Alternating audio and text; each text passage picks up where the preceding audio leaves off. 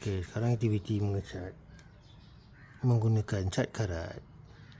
Ni yang dah cat, ni yang belum cat. Nampak karat tu? Karat tu kita cat je. Terus dia cat kat situ. Dan situ banyak lagi. Cat terus. Kucing di sana kucing. Kan kau kena cat kan?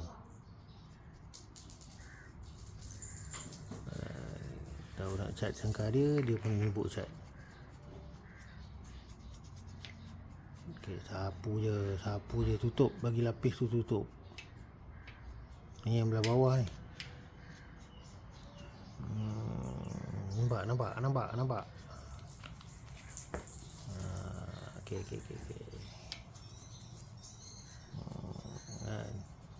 Nak cat sangka ni kena sabar sikit. Sebab dia halus, jaring dia halus. Kita cat terus je. Okey. Beres.